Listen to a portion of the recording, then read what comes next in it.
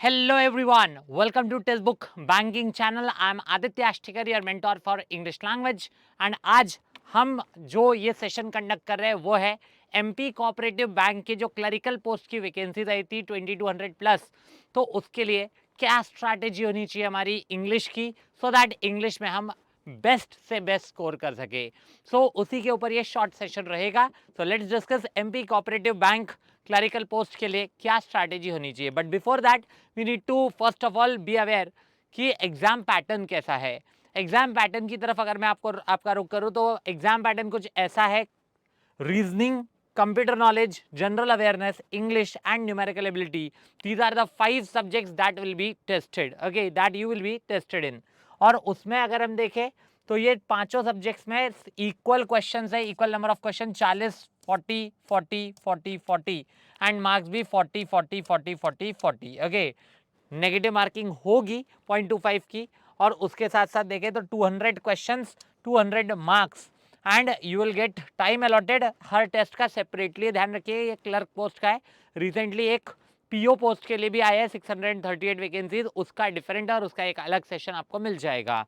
But talking about this, तो यहाँ 25 minutes for reasoning, then 25 minutes for English as well. Maths के लिए थोड़ा टाइम ज़्यादा है, 30 मिनट्स का, और कंप्यूटर और जीए के लिए 20 मिनट्स का टाइम आपको मिलेगा, ओके। तो 25 minutes for reasoning and English, 30 minutes for quants and 20 minutes for GA and computer. इस तरह से पूरा 120 मिनट्स का पेपर है and for 200 questions and 200 marks. Now English में किस तरह से चीज़ें पूछी जाएंगी उस पर गौर करेंगे। सिलेबस की तरफ मैं लेकर चलता हूँ। So syllabus, because this examination is being conducted by IBPS यानी कि institute of banking personnel selection, तो इसका पैटर्न कुछ अलग नहीं होगा। It will be similar to that of banking examinations का जो इंग्लिश का पेपर आता है। So you will be tested in reading comprehension, cloze test, error spotting, parajumbles या sentence rearrangement, sentence improvement, fill in the blanks, misspelled और inappropriate words, word swapping, word usage के questions. इसके अलावा because there is no pre mains type of thing, तो आपको एक बात और ध्यान रखनी है कि you can also be tested in sentence connector topic, ठीक है। सेंटेंस कनेक्टर के भी अगर कुछ क्वेश्चन आ गए तो इट इज क्वाइट पॉसिबल कि ये पूछे जा सकते हैं। Rare possibility but still possibility है। सेंटेंस कनेक्टर्स के अलावा you may be tested in match the following. Match the following is nothing different. अगर आपकी इंग्लिश क्लियर है, कमजोर नहीं है, इंग्लिश आपका बेस क्लियर हो गया, तो you can easily solve these questions. You may also be tested in para completion based questions, तो ये भी कुछ पॉसिबिलिटी ऑफ एक्स्ट्रा क्वेश्चंस है जो कि ऐड हो सकते हैं, okay. So these are all the you can say topics जिसमें से इंग्लिश के क्वेश्चंस फ्रेम किए जा सकते हैं। Now the point is, questions या टॉपिक्स तो पता चल गए, how to deal with them, किस तरह से हम जो है बेस्ट वे में इन सभी टॉपिक्स को इजीली क्रैक कर सकते हैं। Now will focus on that. तो आगे बढ़ो, आपको उससे पहले बताना चाहूंगा, right now sale is going on live, okay. Hot deal sale चल रही है 13 और 14 मार्च की। तो इस सेल के तहत बैंक एग्जाम्स का कंप्लीट सब्सक्रिप्शन, यानी कि जिसमें कि हर बैंक एग्जाम कवर्ड है, SBI PO, SBI clerk, RRB PO, RRB clerk, RBI assistant, then IPS PO, IPS clerk. Syllabus सब में सेम ही होता है। इनफैक्ट एमपी कोऑपरेटिव बैंक का भी syllabus for both clerk and PO is same. So you can enrol in this particular batch, जिसमें आपको bank के examinations के हर सब्जेक्ट यानी कि क्वांट्स, रीजनिंग, इंग्लिश, जीए, कंप्यूटर, हिंदी, इन सभी सब्जेक्ट्स के लिए गाइडेंस मिलेगी। लाइव क्लासेस रहती है जिसमें कि प्रैक्टिस सॉल्विंग क्वेश्चंस हम करते हैं, उसके साथ साथ रिकॉर्डेड सेशंस आपको मिलते हैं, सो that you get a conceptual clarity of each and every topic. साथ ही साथ मॉक टेस्ट आपको फ्री ऑफ कॉस्ट मिलता है, जिसके थ्रू आप मॉक्स को प्रिपेयर करके, मॉक्स को अटेम्प्ट करके अपने कॉम्पिटिटर से कॉम्पीट कर सकते हैं। कीपिंग इन माइंड कि टेक्स्ट बुक का सबसे बड़ा यूजर बेस है in terms of students who prepare for each and every examination. उसके अलावा इसमें आपको स्टडी नोट्स और प्रैक्टिस सेट्स भी मिलते हैं।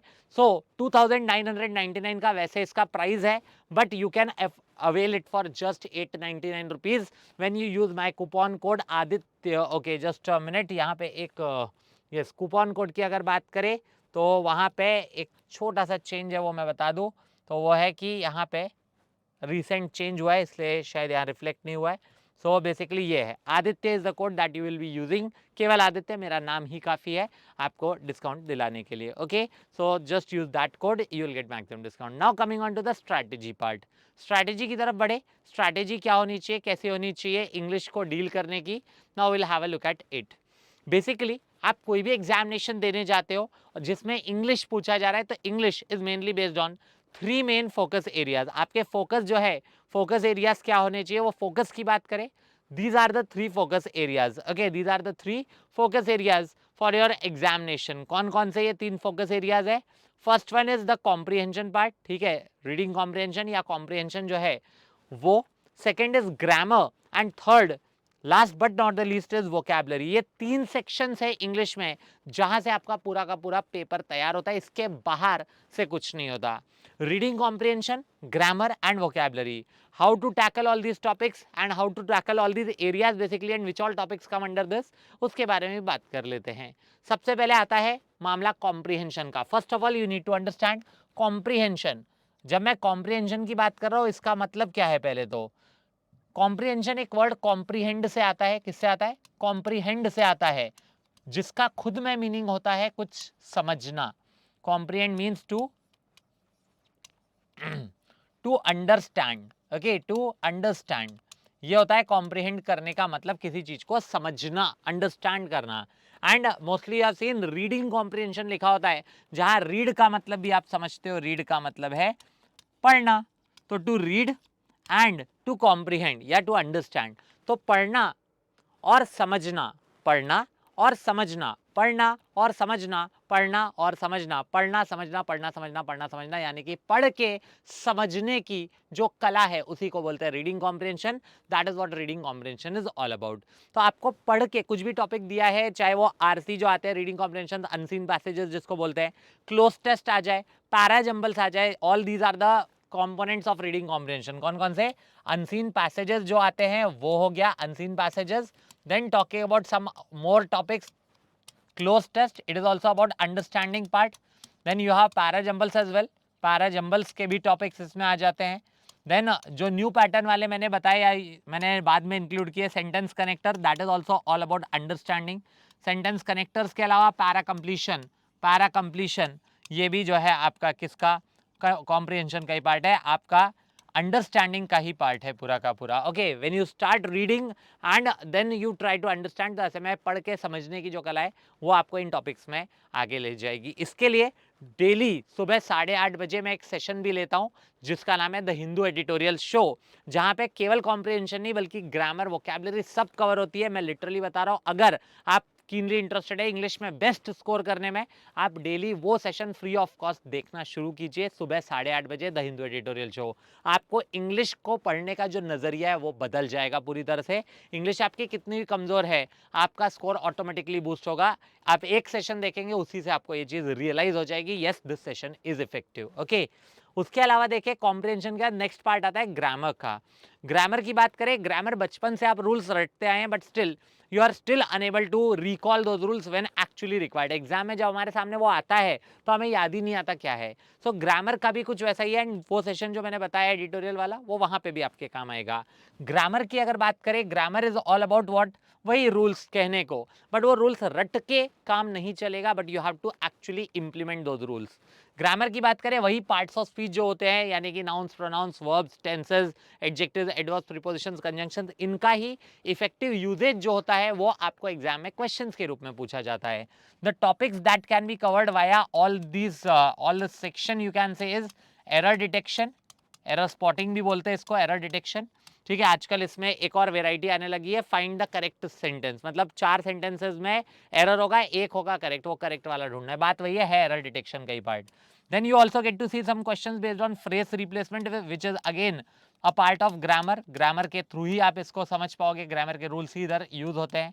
Then you also get to see some fill in the blanks questions, जिनका अगेन इस्तेमाल जो है उसमें ग्रामर का इस्तेमाल करके आप एग्जैक्ट आंसर पे कुछ कुछ क्वेश्चन में पहुंचेंगे, कुछ में elimination will help you in reaching the conclusion कि ओके इन 2 या इन 3 ऑप्शन में से दिमाग लगाना है।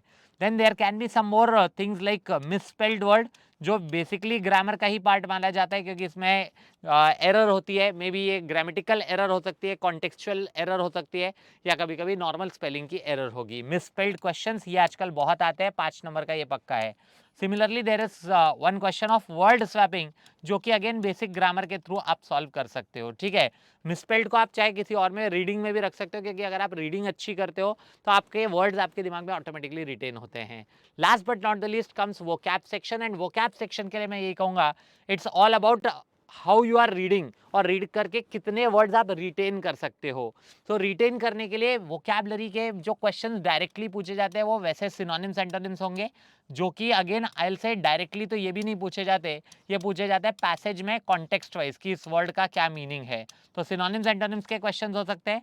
फिर आजकल एक नया टॉपिक आया है वर्ड यूजेज, आजकल तो नहीं, हो गया time, but word usage is also one of the topics. You are provided with a word, और उस वर्ड का आपको 3 सेंटेंसेस दिया होगा, पूछा जाता है कि कहाँ पे सही यूज हुआ है। तो ये हो सकता है। बाय चांस कुछ और आया तो idioms in context can be one of the topics. Okay, idioms in context जो बहुत रेयर पॉसिबिलिटी है आने की, ठीक है, मोस्ट प्रोबेबली नहीं आएगा। ओके, बट स्टिल अगर आया तो you should be aware, phrases वगैरह, phrasal verbs and fill in the blanks के क्वेश्चंस जो होते हैं ना, फिल इन द ब्लैंक्स में भी कई बार वोकैब का यूज होता है केवल, तो your vocab needs to be updated in order to solve such questions. Okay, so vocab based जो है वो भी आपके काम आती है। तो ये टॉपिक्स है, और ये सब चीज़ें जो है आपके एग्जाम में पूछी जाती है, इसके बाहर मोस्टली कुछ और नहीं आता। इन्हीं सबका इफेक्टिव यूजेज जब आप करोगे तो क्वेश्चन पेपर इजीली सॉल्व कर पाओगे। So how you can tackle all those problems in the examination, I will say कुछ last you can say tips and tricks बता दूं, तो कुछ एक्स्ट्रा टिप्स है जो आपके काम आएंगी। पहला, मेमोरी बेस्ड पेपर सॉल्व करो, ठीक है। You can definitely take the help of memory based paper. Memory based paper solve करोगे आपको काफी मदद मिलेगी, पेपर कैसा आता है ये पता चल जाएगा। You also get practice mock test from at least 2 sources, at least 2 अलग अलग प्लेटफॉर्म से मॉक्स जो है वो प्रैक्टिस कीजिए। इसे होगा क्या, 2 जब अलग प्लेटफॉर्म से करोगे तो आप दोनों तरह के जो थिंकिंग है उस चीज को एक्सपीरियंस कर रहे होंगे और उस चीज के हिसाब से तैयारी कर रहे होंगे। Always helpful, don't just stick to one particular platform, at least 2 sources को जरूर ट्राई करें, या 2 सोर्सेज से जरूर आप लोग मॉक्स लगाएं। And one more thing, English improve करनी है ना, अपना न्यूज़पेपर पढ़ना शुरू करो। नहीं पढ़ सकते, पढ़ने में आलस आता है, पढ़ने में दिक्कत आती है, पढ़ना बोरिंग लगता है, तो जैसे कि मैंने कहा 8:30 बजे सुबह Monday to Saturday editorial session वो देखो, वहां से आपको इंटरेस्ट आने लगेगा, आपको पढ़ने में मजा आने लगेगा, आपको लगेगा वाओ कि इस वे में पढ़े तो आसान हो जाएगा हमें पढ़ना। And last but not the least, practice questions regularly. आपको रेगुलरली प्रैक्टिस करनी है, जैसे मॉक टेस्ट देते हो वो ठीक है, उसका एनालिसिस करो एंड कुछ क्वेश्चंस प्रैक्टिस करो। कहां से करें, so for that I will से कि ये सेशंस है जो कि हम लोग लेते हैं, you can definitely go for it. This is the schedule for free classes, free live classes, जहां 3 बजे पुष्पक सर सेशन लेंगे, ओके 6 बजे कंप्यूटर के सुनील सर लेंगे, 8 PM को रीजनिंग का होगा, और ये सरप्राइज है, ये सरप्राइज मंडे 7:30 बजे रिवील हो जाएगा आपके सामने। क्लासेस इसकी ट्यूसडे से स्टार्ट हो जाएंगी, okay, Tuesday that is 14 March.